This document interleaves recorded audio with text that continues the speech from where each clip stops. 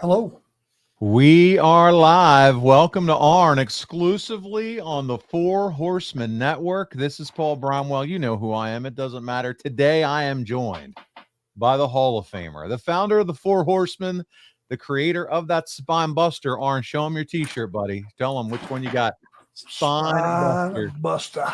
That's right. The 1A Tag Team Wrestling. He's our television champion, all of ours.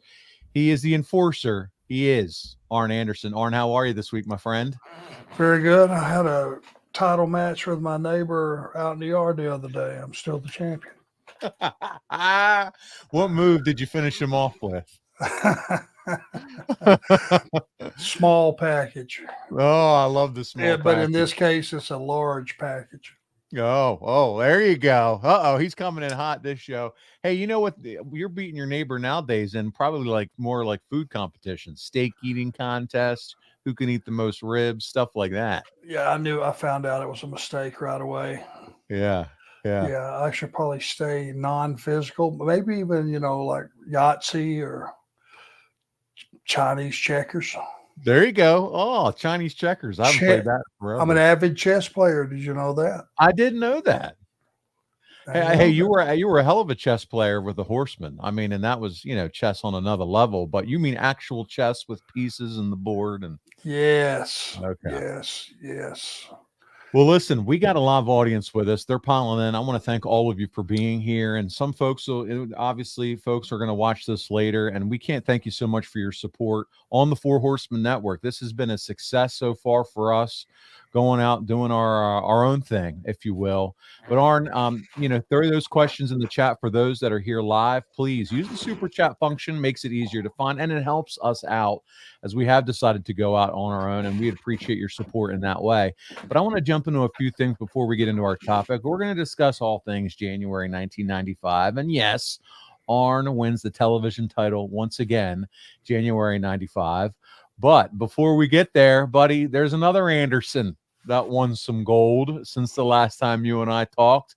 And that is your son, Brock. He and CW won the AML Tag Team Championship. Congratulations to you and Brock and the Anderson clan. And prior to the match, you give them a gift, some wrestling boots. Why don't you share with our audience what that experience was like for you? If you know the history of the wrestling industry, period, you immediately recognize those boots as being exclusive only to the Andersons. Gene, Lars, Ole first, then Gene and Ole, then myself and Ole. And I think it's something that you just don't order a pair of boots and go, oh, hey, I'd like to have a pair of those boots like the Andersons. I think you have to earn your way into a pair of those boots for what they mean. And they represent more than just being a professional wrestler, or being an Anderson is on the level of being a horseman, if not, maybe even more so. And CW has been very, very, very giving in his knowledge and helping Brock, which all young guys have. I think he sees in Brock a kid that's, should have a shot at the business with all things considered, his attitude, his lineage, his aptitude, all those things figured in. And I thought it was time. I thought it would be something that might push them to the next level on that given night. Seemed like it was like Christmas morning when the kid gets his first red wagon or a bicycle, and CW's been around a bunch of years, and I haven't seen a look on like that on his face for anything else. And apparently it was a little bit of an edge, but they beat a very, very good team in a very hard fought match. And for a doting dad, as you can imagine, one of the proudest moments of my life, because it's step one to moving on through your career. And I like to thank AML for the opportunity. They run a tight ship, and it's a wonderful experience, and it's an opportunity for the young guys to get a crack at, one day stardom. Buddy, I know you're a proud dad. You talk about Brock. You love Brock. You're investing your life into him right now and getting his career going. We talk about it often. And so I'm so proud. AML, you talk about them too, first-class organization. they're not done, because it looks like May 26th, Davie County Community Park Gym in Moxville, North Kakalaki. You're going to be there in the corner. It's George South. You know George. Come on, from back in those Crockett days. And he knows me. Yeah, that's right. That's right. The Dawsons and Swoggle. Swoggle of all What? people. Yes. Swoggle? Against the Andersons and Abuse of Power. That's right. May 26th. And you're going to be there, I'm sure, on the outside of that. But what do you think of that match? Wow. Man, this is something, George. This is one of them hootenannies George had to pull. Yeah. That looks like he's trying to get somebody's eye off of the ball so they can get on to bigger and stronger and better things. If you're in the area, go check it out. You get to see ARN, meet ARN. I'm sure meet and greet time or ability to see the fans. It's as I said, Moxville, North Carolina. Again, the 26th of this month. Meet the Stars at 2 p.m. First match at 4 p.m. And ARN, listen, I do want to ask, because again, the folks watching this show, do you see Brock and CW? Are they, as they work together, do they resemble the Andersons of old in terms of their tag team work in the ring? Not yet. Okay. I think they will gravitate to the cutting the ring off theory. And, once you get a guy stopped being between him and his partner, tagging out at all times, that theory will never go away. And there's been a lot of teams, Tully and I did that, decades ago. It's just a good theory. But Brock has his own move set. CW has his own move set. And I don't want Brock to be just a mini-me.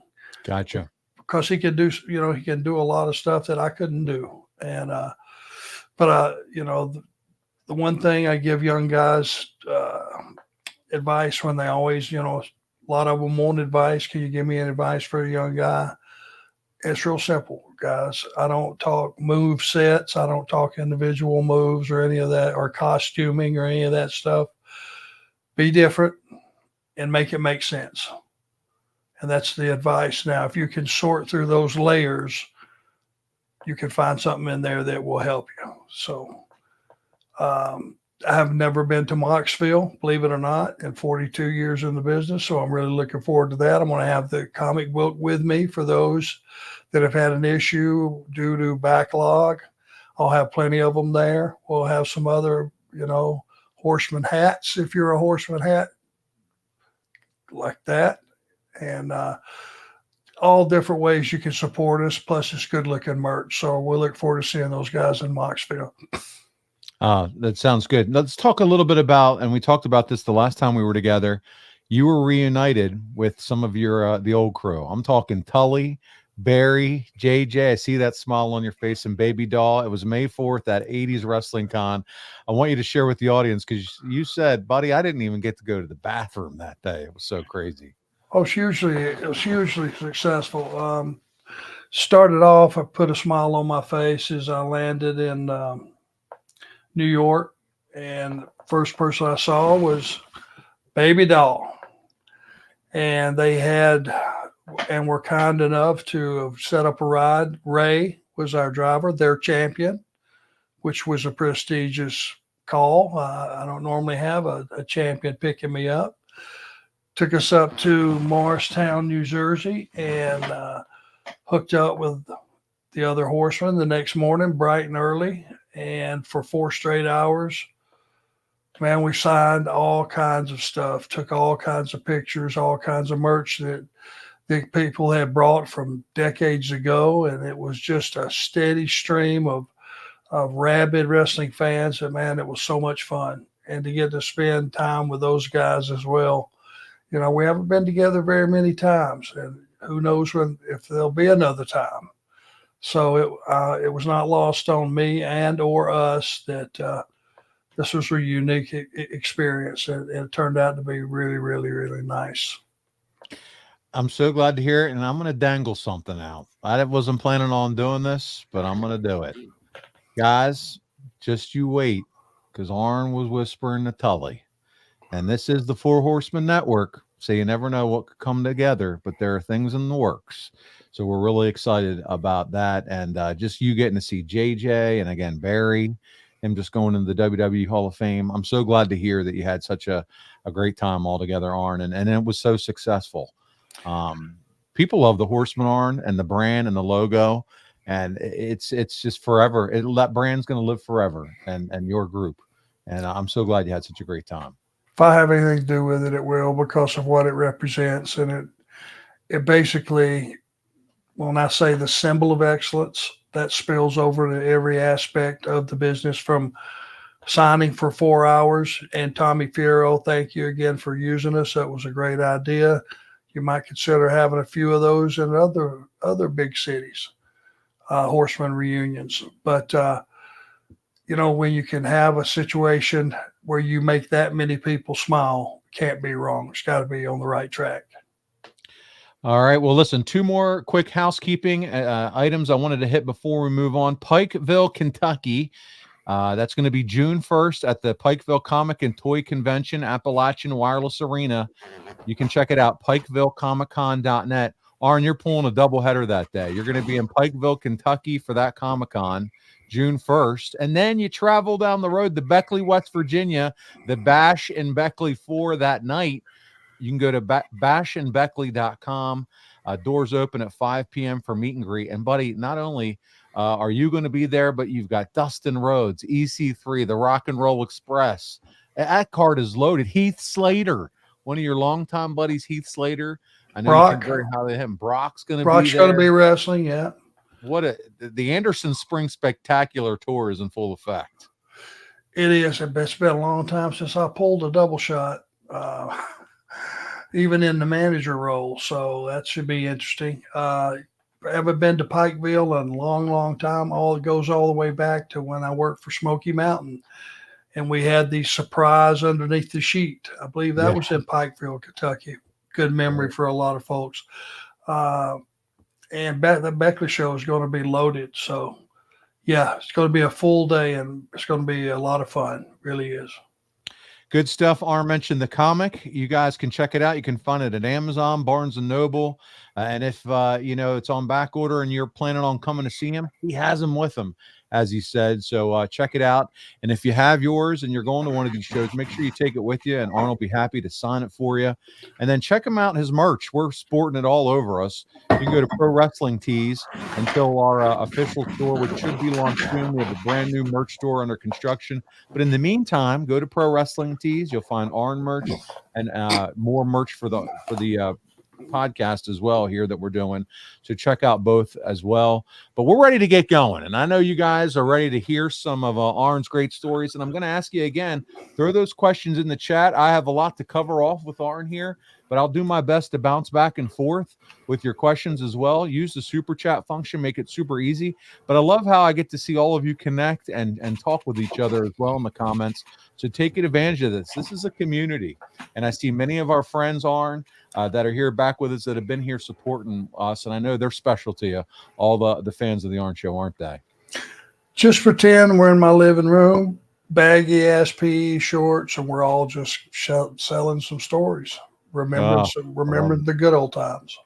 I love it. Let's do it. Let's go back. Now, the last time you and I were together, we did an Ask Arn Anything, which we're going to do again in 2 weeks. But the time before that, we talked everything December 1994, and we discussed a minor knee injury. We talked about the arrival of Macho Man Randy Savage, the worst main event possibly in history of Starrcade, with the Butcher, formerly known as Brutus Beefcake, against Hogan. But we also discussed Savage and how he made the big save at the end of the night, that him and Hogan are shaking hands. They have the big pose down. And but for your role, I think you remember that one. You were in, I think, tennis shoes and shorts, you said. Honky Tonk had stood him up. He said, I'm out of here. You're not paying me a contract. I'm not wrestling Johnny B. Bad. And they asked you to come in and substitute in that match. And Arn, you and I were just having some fun talking about that again the other day. And, Johnny B. Bad would go over in that match. But again, Honky Tonk said, I'm out of here. And of course, Mr. Faithful, Arn Anderson, was ready to step up and take on Johnny B. Bad in that match. Yeah, I mean, every guy in this business makes his own business decisions. At the time, then it's called for. And that's not my business. My business is just being there and doing what I do. But it was one of those things that I had no preparation for. I found that over the years, Paul, and I don't know if this is a proper explanation, but I've been in a lot of situations where, in case of emergency, break glass, take Arn Anderson out and dust him off and use him. They always could count on the fact that no matter how much notice I had or who it was or what it was, I could give them something at least passable so that the audience didn't get screwed. And that's what happened. I'm sure it didn't turn out as well as it could have, but hey, I take it with a sense of pride that the company thinks enough of you that they can just go, hey, we need somebody, and we need somebody in a feature role. Get dressed. There's no doubt about it that they thought a lot of you, Arn, because it was just on January 8th, a few short weeks later, 1995, the month we're here to talk about, you're on Main Event taking on Johnny B. Bad again at center stage. So they had a lot of faith in you because you won this match in just under 7 minutes as you and Johnny B. Bad collided, and Colonel Parker pushed you on top of him, held his foot down to ensure he couldn't kick out of the cover, and just like that, pal, for the 4th time, you are the television champion again. That's right. Raise those 4 fingers. And that's 4 recognized title reigns. You held the TV title for 840 combined days. So used to saying the word 4. Or if you think about it in years, not quite 2.5 years that you held that title. Isn't that something? And that, which I've brought up in the past, is on TV live every week. It's not like it's once a month that you're, defending the TV title. Like the world title, you would only defend that X number of times. World tag titles was not an every week thing on TV. That's what made the TV title special. Every single week you had to go out and re-earn that title. And that's a long time, though. Buddy, they had a lot of faith in you. It was more than just taking off the shoes and filling in. Obviously, they had some plans where they wanted you to carry the title for a little bit here. Honky Tonk Man, you subbed in for him. There's obviously no time for storytelling. There's no time for a build. You've been a long-time champion. You mentioned, hey, I'm well-established in the business. So in your mind, hey, did it just make sense at this point to, okay, if Johnny B. Bad's not our guy, whatever's going on with him, if you want me to be the champ, I'm ready to go, and doesn't necessarily have to always have the story. No, and that's the wrestling business. It's an ad lib business, or it should be. And the less that it is, the worse it is. I think they should be able to have a referee walk into a locker room and go, things have changed. 4 guys are broke down 200 miles down the road. I need you and you. And I need you to get your boots on. You're on first. You got 10 minutes to get dressed. Oh, you need you guys second, and be able to go on with business as usual. That's what the business should be about. And to a degree, that would have been possible, if not probable, on random shows throughout the business, probably as late as the 90s. Yeah. It's got to feel good, though, to you, too. I mean, you haven't been in the title picture for, about a year at this point. And here you are back in the title picture. They're endorsing you, endorsing your work. You think about some of the workers that have held the TV title. I'm talking about Steven Regal, Bobby Eaton, Scott Steiner, Paul Orndorff, Ricky Steamboat. You got Austin. Blanchard, right? Yeah, yeah. And yet here we are in 1995, and they're saying, Arn, you're going to carry that title now. Do you feel like in 1995, hey, that title still carried the same prestige as it did in 1985? When you were battling for it, would you say? I hope it would. Looking back on it, I know that you always had at least a challenger that was worthy of a title shot most of the time. but you could turn around off of that and you could go out, and a guy they had never seen before that was just breaking in, that had been through a small territory or something and wasn't well known, could walk through the curtain, and you had a guy that could do some stuff. And all of a sudden you had a more competitive match than what the audience was expecting. That guy got them interested. They went, oh, wait a minute. Who's this guy? Mm-hmm. You could work a lot of magic as a TV champion as long as you held on to the title. Not only that, just kind of the names that I read off there that held the title on this time. I mean, it's a who's who list of Hall of Famers. When you think about Austin and Steamboat and Eaton, Steven Regal, I mean, these are studs in the wrestling business. Yeah, Orndorff certainly would fit that mold. My God. I'm going to ask, we have a few questions coming in the super chat, and we have Eddie Prather. He says, Arn, do you have a favorite Johnny B. Bad story? If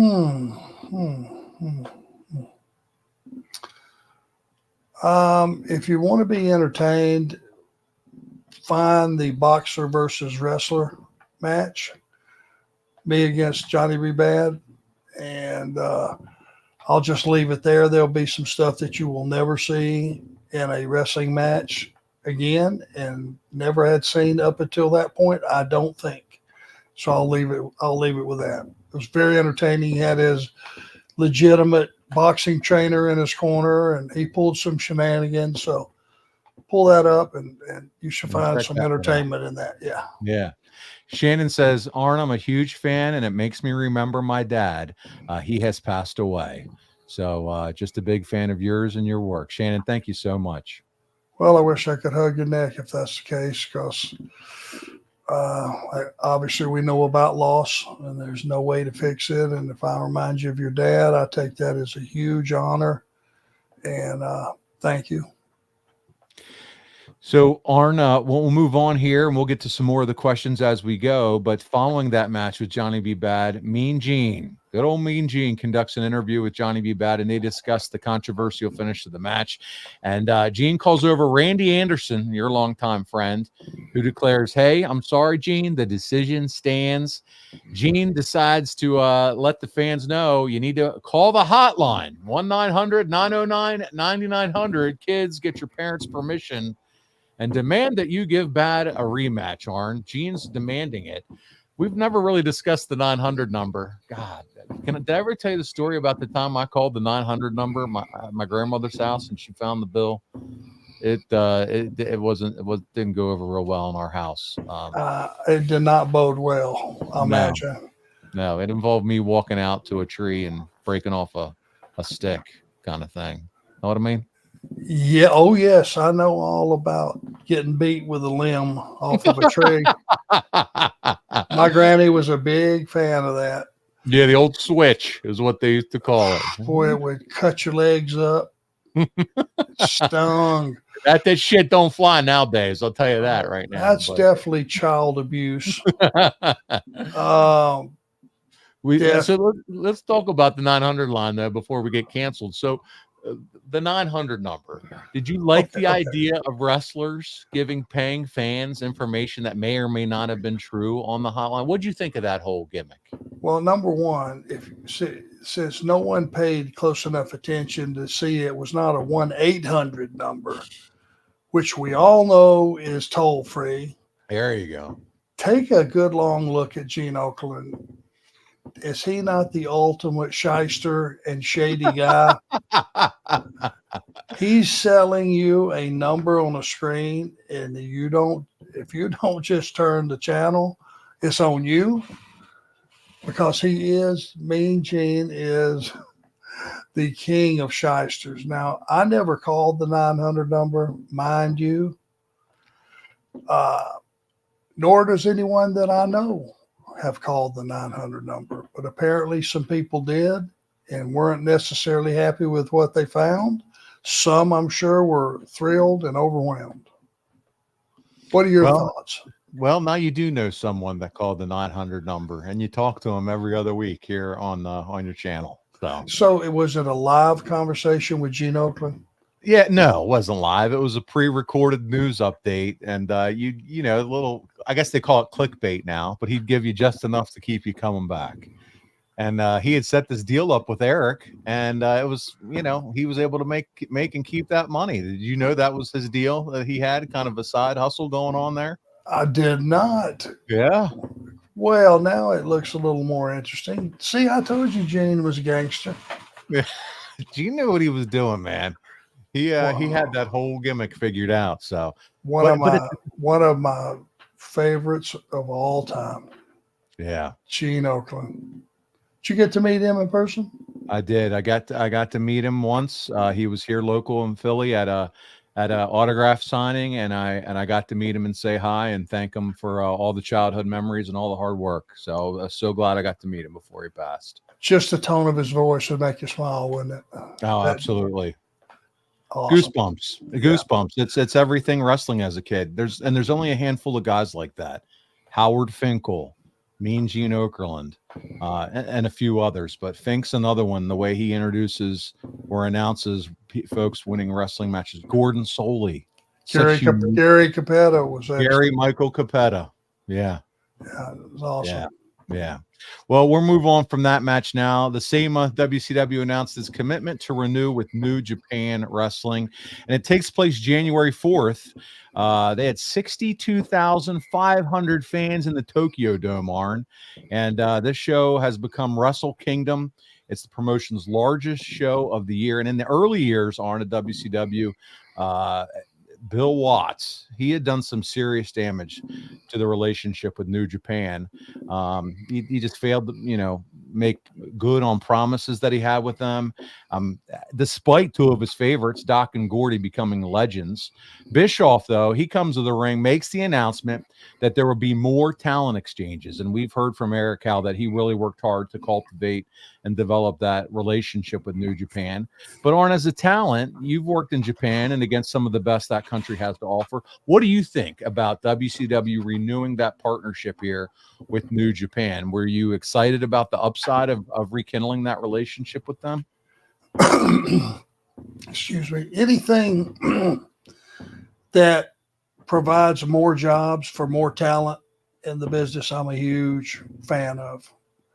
Because if you weren't with, there was a time when if you weren't with WWF or E, if you weren't with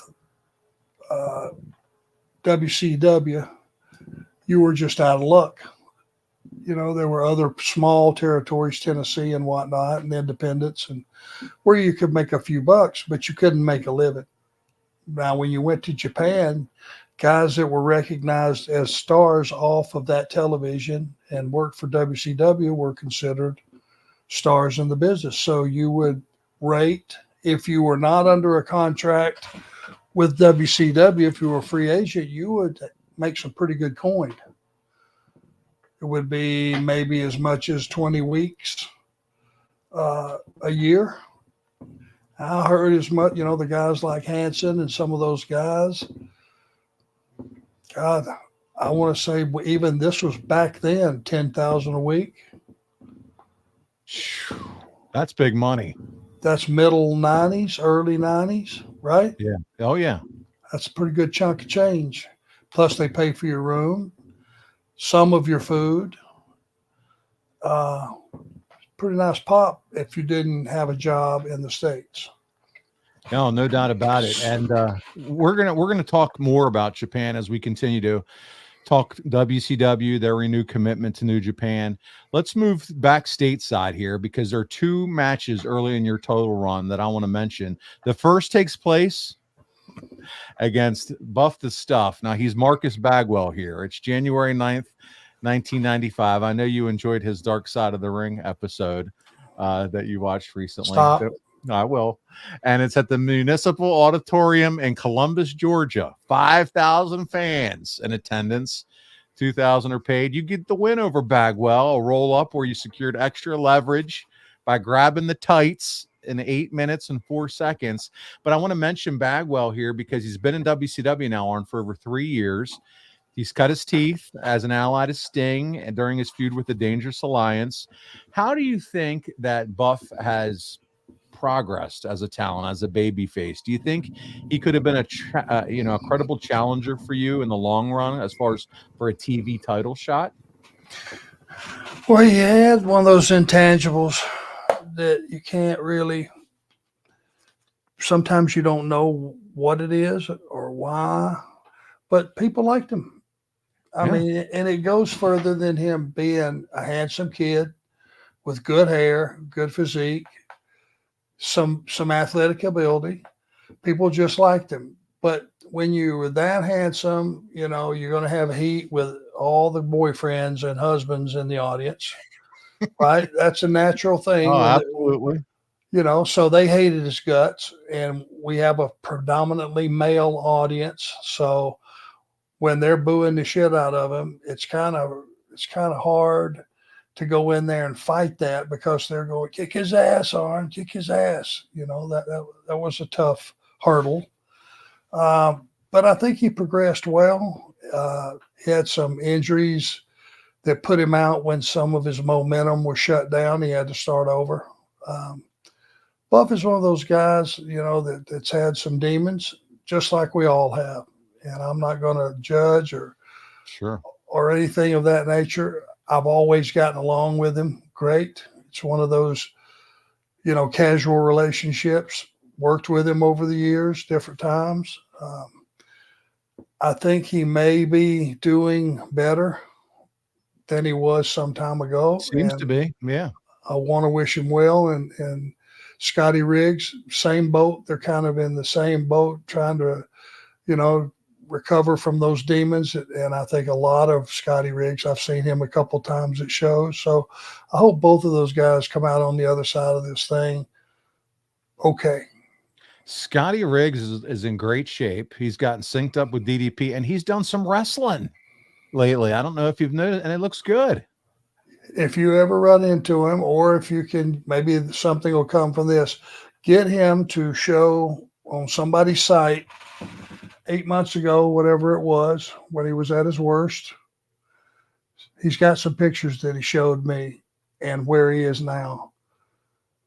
It's the most unbelievable transformation I'm going to go on record as saying in the wrestling business in a 6-month period of time. You know, Unbelievable. he it was maybe a year ago, had sent me a DM just to say how much he loves the show and how much he thinks of you, Arn, and how much you meant to him in these early days of his career. So shout out to you, Scotty. We're so proud of where you've come, man, and it's so cool to see how he's turned his life around. I took a liking to you for a reason, buddy. You were a genuine article.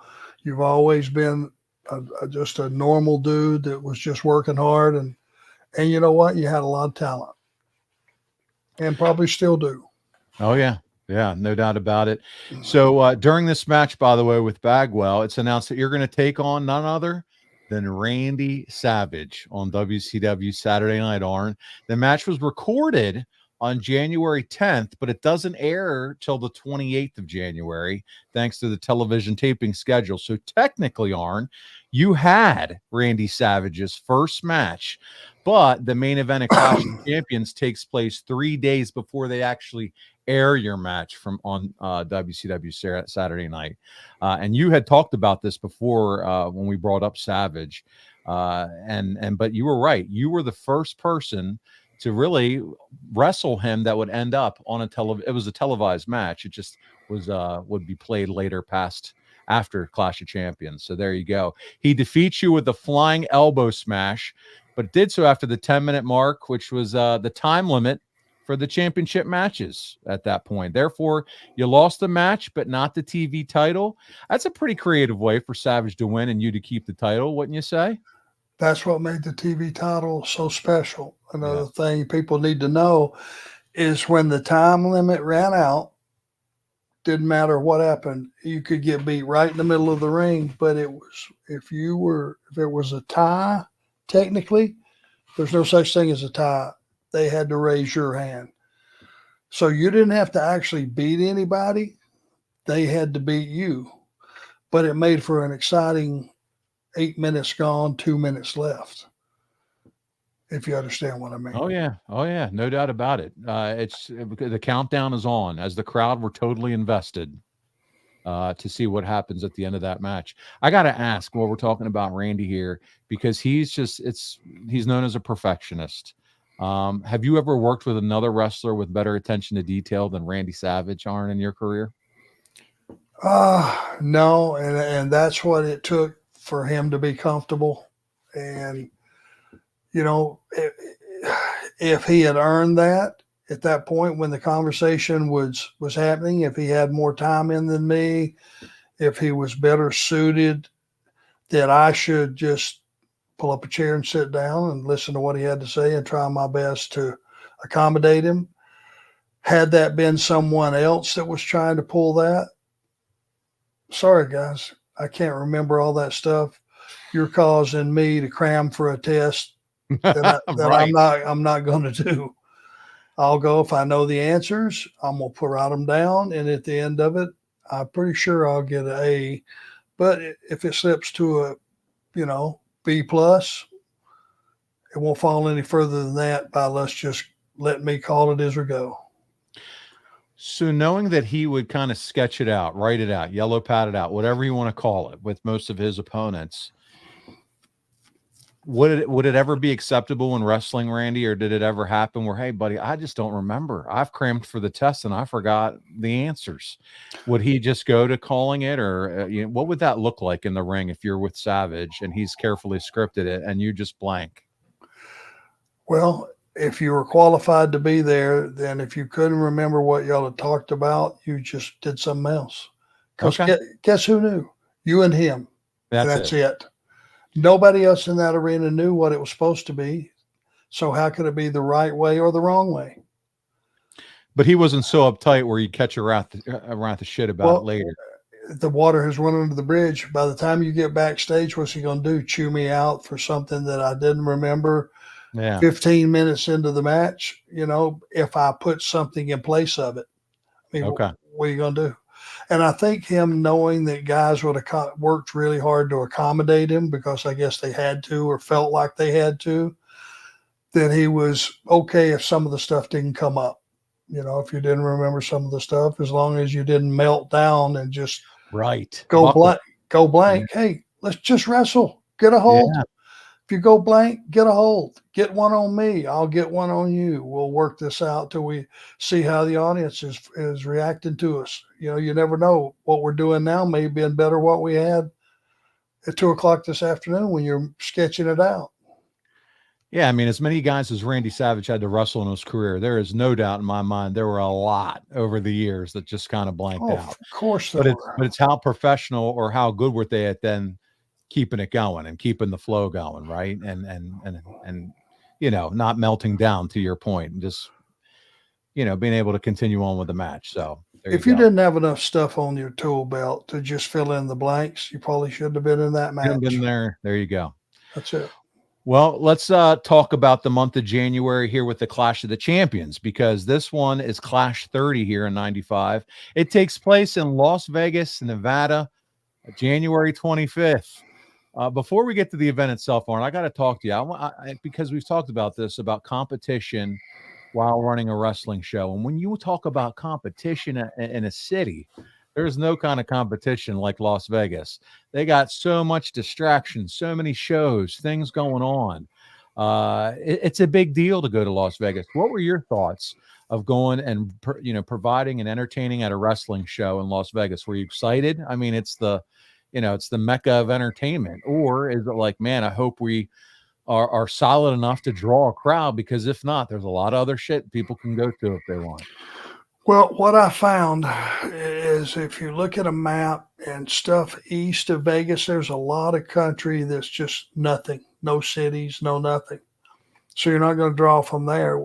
I started to figure out the predominance of our Vegas crowd was people that were really avid wrestling fans and made it like a vacation weekend or whatever it may be, to people from the West Coast, which we had and developed and built a big following from the West Coast, a lot of big cities on the West Coast, and that those people would drive over or take a quick Southwest flight over. So you always had a pretty good crowd, but everything was not 25,000 seats at MGM Grand every time you ran it, just because there was tens of thousands of people in town gambling. this one necessarily did not accommodate the other. Yeah, and this one was at Caesar's Palace. There were 3,500 fans for this event. So, you know, it's not like they're trying to sell out at MGM Grand, if you will. Listen, they have Hogan now, right? Hulk's on the card. So that's definitely a big draw going for WCW at this point. But it's still it's January, here that we're at the event in Vegas. And I was just curious your thoughts, because I know we've had a lot of discussion about distraction and other events going on. But again, it's also an exciting opportunity for fans, a destination, if you will, for fans to get out to, let's go to Vegas, let's grab tickets to the wrestling show, and then let's do some other stuff too. So just curious your opinion on Well, and since that time, they've got hockey now. They've got Raiders. football. Yeah. They're going to, what I'm hearing is they're going to have baseball. They're going to get a pro baseball team, I've heard. But I also heard in the same breath, Brock told me this. He's a Forrest Gump of wrestling trivia. He said they're only going to have like 30,000 seats at the baseball stadium. Yeah, it's going to be a smaller baseball venue for sure. Aren't you setting yourself up for failure to begin with to only build that many seats? I would think during the summer that might be a hot ticket. Yeah, I saw some renderings of what the baseball stadium could look like online. Again, it's very early, and if it all goes through and everything happens supposed to, it looks like it's going to be an incredible venue. But yeah, it's not going to be big, that's for sure. Well, maybe, I guess they've probably researched it and tracked it and figured a unique experience. Yeah, that's the magic number they have to make money. And if they do 30,000 all the time, well, yeah, okay, if they can sell it out. Go for hopefully it. They're smarter than me. Probably not you, but smarter than me. Oh, please. Well, listen, let's talk about the event, because this one's notable for several reasons other than it being in Vegas. First, the Nature Boy, after a 3-month absence, he returns to television, and he's a spectator for this event, saying hello to both Vader and Bobby Heenan on the show. Rick, Eric Bischoff, Tony Schiavone, and others have said the original plan for Flair was to take a year off after Halloween Havoc. That was the goal, but forget it. It's just a full 90 days, and here comes Flair walking back into the company. Do you have any idea why Sullivan would have, and Eric and the powers that be would have said, okay, Rick, we need you back? Because he was supposed to be out for about a year. We talked about this. It's been several weeks ago now, where they did the whole angle. It was Hogan and against Flair for Flair's career. And now he's only out 90 days, and here he is making an appearance. Well, if I was a betting man, it would probably be that someone in the company that had some stroke felt like business was not what it should be. Flair would be a definite plus. Plus, they were still paying him a fortune to sit home, correct? Yeah. A lot of things pointed to at least get Rick back on the card. It'll jog attendance a little bit. I don't know. It had to be for the good of the company. It wasn't because Rick, who was going to be able to sit home for a year and collect that kind of money, was knocking the door down to come back. That don't sound right. You got to hope too there's enough foresight to realize, listen, we're at a time in our business where we have both Hulk Hogan and Ric Flair under contract right now. Why are we sending one home to sit for a year when we can, not that they have to be against each other, but we can put together cards with both Ric Flair and Hulk Hogan right now? What are we doing? I'll bounce one off of you. If nothing else, since we're geniusing our ass off here on Monday morning, what if they put them as partners? Think anybody ever the mega powers? Did that ever come out of anybody's mouth? You think? You think that was even a distant thought? Guys, we got to get creative here. Hell, let's create a need. Let me go to the chat and see what people say about that. Yeah, I mean, what the fans may have shit all over it, may have been too far fetched. Yeah. Interesting to know what some of the hardcore fans that are knowledgeable, if they would have went for that in that day and time. Yeah. I would love to see what you guys think. Throw it in the chat, or even throw us a super chat if you want to be real friendly to us. That would be great. Thoughts on Rick and Hulk as a tag team? Would you have wanted to see that? And if so, what would that look like? Does it have legs over a 6-month period? Yeah. Yeah. We had speculated to be the original creative, according to Andrew Hermis. It was speculated that was to be original creative. Arn has this right. So there you go. So we'll see what else folks have to say. Let me talk a little bit while we give some time for more folks to share their opinions. You remember good old Ray Traylor, right? He was portraying the character of the Guardian Angel around this time, and he was assigned as a special referee at this card to a match with Avalanche and Sting. And during the match, Sting had Avalanche locked in the Scorpion Deathlock, but the Angel never called for the bell. Instead, here comes Nick Patrick. He comes to the ring and called for the bell himself. Traylor attacked Nick Patrick and helped Avalanche beat up Sting until the baby faces would break up the whole altercation, Arn. And then following the match, Ray Traylor has Mean Gene interview him, and he says, he accidentally said shit on air, by the way. And he told everyone moving forward, I will be known as, you ready for this, Arn? Big Bubba Rogers. Big Bubba Rogers is back. To me, I love him as Big Bubba. He was always Big Bubba. That was the first, I dare I say, character that I knew him was the bodyguard of the tennis racket wielding Jim Cornette. What do you think about him going back? Love Bubba Rogers too. Yeah. He was a 400-pound guy, gazelle. That guy could move to be his big, and wearing a friggin' suit, dress shoes, slacks, Yeah. tie, coat. Can you imagine wrestling in that? No. I can't imagine wrestling, but let alone in it was a natural. Yeah. He was an absolute natural. The drama between guys would get featured on WWF and they would come to WCW and they couldn't be that character. He couldn't bring it with him. So now they would, other than come up with something that was better, a lot of times the character that the WCW created, because they were still trying to learn how to do this stuff. They hadn't been in business that long. They were trying to figure out how to create characters. And when you would do something that was less than, or conversely, if you were a WCW and you went to WWE and you had some rotten gimmick that they put on you, I've seen the guys' careers to not survive it. Listen, we got a couple super chats. Or a couple chats that I got to read here for you. First of all, Yambag Jones, longtime friend of the show and one of my dear close personal friends. Rick and Hulk would have been the Space Mountain Pythons, dude. The Space Mountain Pythons. So there you go. Tim Angston. What do you think of that tag team name? Yambag. Try not to speak. Next. Rick, Tim Angston says, I think it would have been a bit awkward, but you could have had Hogan and Flair versus Sting and Savage. Yeah, it had to make sense. I go back to one of my rules. It has to make sense.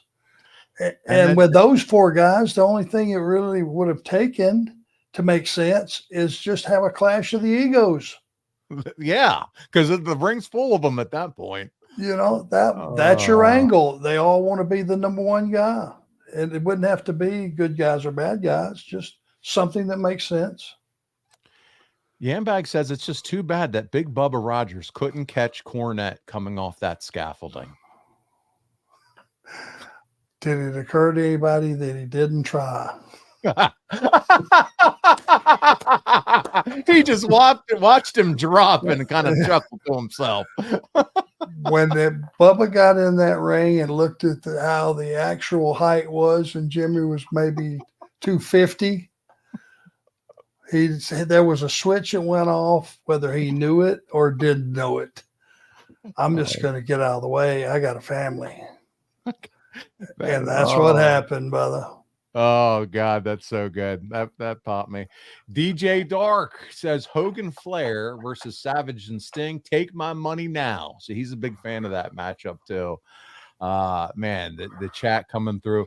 Bailey 03 says Big Bubba had hands of steel with Jim Cornette tumbling down. He sure did. He wasn't catching that guy. Jim Cornette fell off that scaffolding like a rocket. I mean, that was like a rock coming down.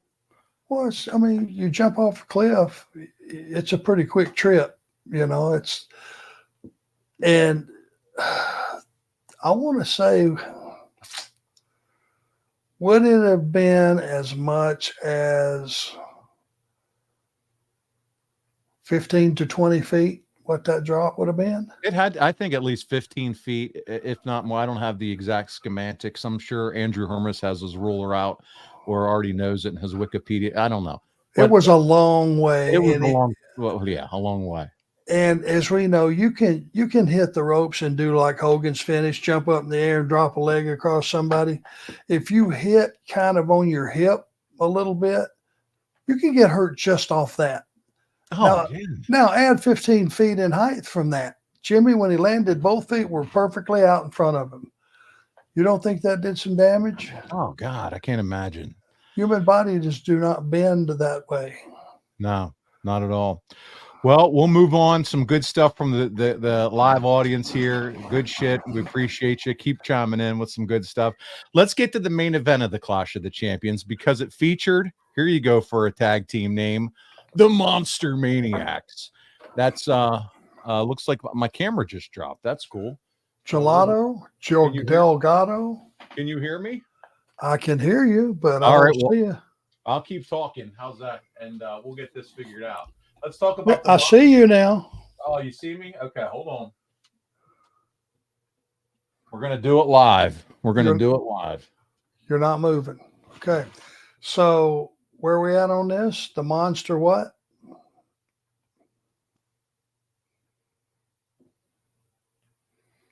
Folks, I think we have some technical difficulties.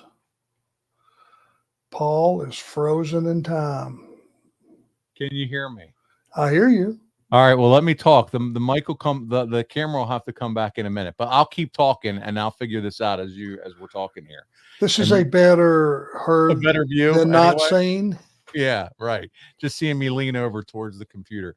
Let's talk about the Monster Maniacs, Hulk Hogan and Randy. I can't imagine the chat right now. Hulk Hogan and Randy Savage versus the Butcher and Kevin Sullivan. And one of the featured spots of the match took place when the Butcher puts Hogan to sleep. Savage then jumps off the top rope and hits Hogan with the elbow drop to revive Hulk Hogan. That was the play on that. What do you think about that? Using a main maneuver to revive the guy. My first question as an outsider, if I just had that limited information you just gave me, who fell down during this match? This is a falling down business. Mm-hmm.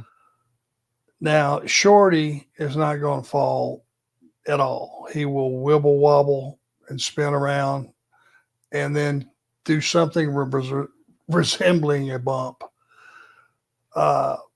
Hogan ain't going to be out bouncing around. Who was Beefcake, the other guy, Shorty's partner? Yeah, it's Beefcake, now known as the Butcher. Not a big bumper. No. But I would think he would have to be one of the guys taking the bumps. He would have to be. Oh, yeah. Beefcake and Savage, I guess, probably were the flow guys of this match. Butcher, no, we'll just call him Beefcake because that's just how we know him. Butcher, Beefcake, Butcher the Beefcake. He takes the big leg drop, and then after another Savage elbow drop, he takes the pin. All right, so he wins the match. Hogan defeats him. This amazing tag team of Shorty, and as you call him, Kevin Sullivan and Butcher. Vader then attacks Hulk Hogan after the match. Hulk no-sold the power bomb. Okay, did you hear? Hogan no-sold Vader's power bomb. Gets up immediately following the Vader attack. Savage and Hogan hold Vader at bay with steel chairs, and the show goes off the air. So there you go. It's the first televised Randy Savage match. They bury his finish by having him use it to revive Hulk. Okay. They did use that spot back in the WWF days when the $1 Million Man put Hogan to sleep in a tag match, but still they're going back to the well. And now that's his first time on television. We're doing that. Vader, the homegrown monster for WCW. What good is it for having him just totally say screw you to Vader's finish and pop right up. I just don't understand some of the decision making with the booking here. Nor will you ever. Because never, if you go 10, 20, 30 years down the road and they pull that clip and go back and could ask me what's going on here, it don't make sense then. It don't make sense now. It didn't make sense when they did it. The thing was about putting you to sleep is they cut off your carotid artery. The shoot rendition is they get behind you, they go across the carotid artery, which is a main blood supply to your brain, and they choke you out with it.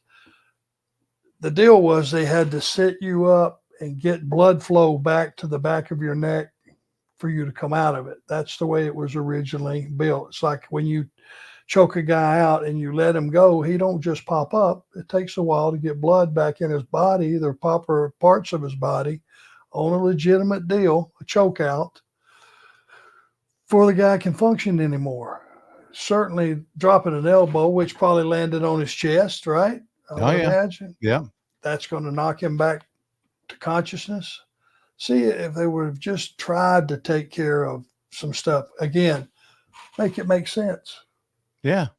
That's one of your keys to every talent you talk to. It's got to make sense. It's far-fetched, but let's just say you rolled Hogan over on his belly and he was laying flat on his belly as Randy jumps. You spin him over and he lands on the back of his neck.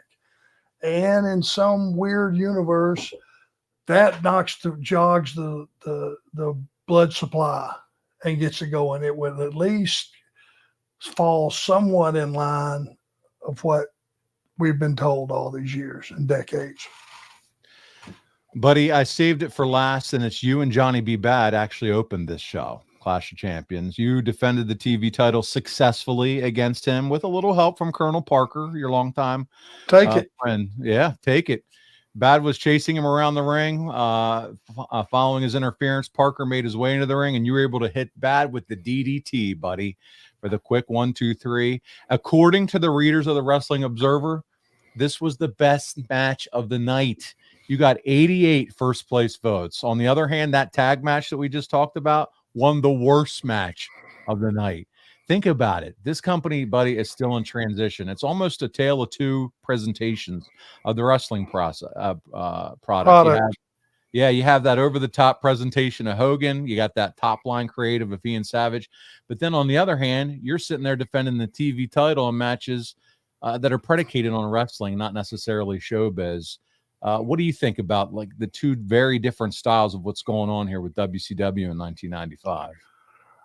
I think that I would have rather had the rating for the worst match of the night and swap paydays with those guys. Wow, there you go. See what I did there? I did. Let's see how the audience responds to that. Let's see. Andrew Hermas, first one in the chat, says correct. Correct. Attaboy, Andrew. You get it. Yeah. Okay. It can get to a certain point where personal pride doesn't pay the bills. Get some zeros on my shit. Yeah, and actually, he may be responding to a question from Eddie Prather, actually. So now he just gave us the dead look. So he wasn't responding to that, but I tried to give you credit. But oh well. Lil Patty says, "Wow, he can't believe that. They can't believe that. Hey, I would have taken the paycheck, but it's the business, right, Arn? I just would have liked to got one of those paychecks, just one." We didn't even get into all the numbers of what Hogan has done so far here in the first few months, money-wise, but it's incredible the amount of money that he's making. Guys like us, and I'm just like all you guys sitting home listening to us. I'm the guy that everybody says is really valuable. Man, that guy can run a hand truck or a forklift or a dump truck like nobody's business, but they pay him a nice salary, but it's nowhere near the guys that are sitting in the office having some lady take dictation and getting the big payoff. I'm going to start reading some comments here. I am the 83 says, take the money! Exclamation mark, exclamation mark. Right. Just once. If just once. Derek Brown says, I would not want to see Rick and Hogan in a tag team. There you go. And I get that too. CG, we will answer that question probably in June. So just take it as that. All right. We'll answer that one there. Any other questions? We got about a minute left, and then we're going to wrap up. Tim Angstrom says, rather have the payday than that would you rather have a payday, that payday than the 5-star match? Yeah. Yeah. Because I could always claimed I had the flu and come out the next week and steal the show. There you go. It's an interesting way to look at it. And it's you know, because we're fans, we crave the 5-star match, but we're not on the end of it, and that's the paycheck end, right, Arn? That you guys are all out there really trying to earn. And I've talked to Kurt about this and others. He looks at it the same way you're talking about it right now. Well, if you got, and I know this, guys, is seeming like I'm ungrateful. I'm not. This business has been very, very good to me. But I never one time had one of those $50,000 to $100,000 to $150,000 payoffs for a big show and paid your home off for it. Put your kids' college education money up and have it then for the rest of, and that's what guys aspired to do. When Big Boss Man, it's just because it pops in my head, went up and worked in WWF with Hogan. He had a 4-month run. Hogan told him, you're going to have a hell of a run here, kid, for the next 4 months. I want you to pay your house off. And that's what guys aspired to do. And during that 4 months, he made and saved enough money to pay his home off back in Georgia. If you can just get one of those, like I'm saying, one of those payoffs to get you out ahead because we have short careers and they're getting even shorter. You have to make it and you have to save it in a pretty short time. Arn, we're going to go to wrapping it up. I have no idea what's going on with my gimmick here, but you can still hear me, right? Yep. All right. Well, that's good. Nobody needs to see me anyway, to be honest with you. But final point here, WrestleMania money set the tone for the rest of the year. And Andrew, you're absolutely right about that. Guys, listen, join us in 2 weeks when my technology works, but it's Ask Arn Anything Live. Yambag Jones just put through a big question here. He super chatted away. How do we set up a Hershey with almond sponsorship for the Arn Show and the 4 Horsemen Network? I'll donate a couple boxes to start with. You'll be the new Savage Slim Jim guy for Hershey. Yambag, we love you for that. Yambag, keep talking. I didn't mean it when I said stop talking. Oh, so good. Guys, join us in 2 weeks live, 6 o'clock Eastern. We'll be back for Arn Ask Anything. I apologize for my technology issue. We'll get that shit figured out. But we love our fans. Arn, I know you're really appreciative of what we're doing here. Any closing thoughts before we get out of here? We're going to be a little busy, guys, once we hit January. So find out where we are. Please pay attention. Come see us. We're going to try to book ourselves up as full as we possibly can this summer and see what good things happen, what comes from it. We miss all of you and look forward to seeing you. There you go. On behalf of the enforcer, Arn Anderson, this is Paul Bromwell. We'll see you 2 weeks, May 28th, right here on the 4 Horsemen Network. He's Arn Anderson. I'm Paul Bromwell. We'll see you next time right here on Arn. You're back.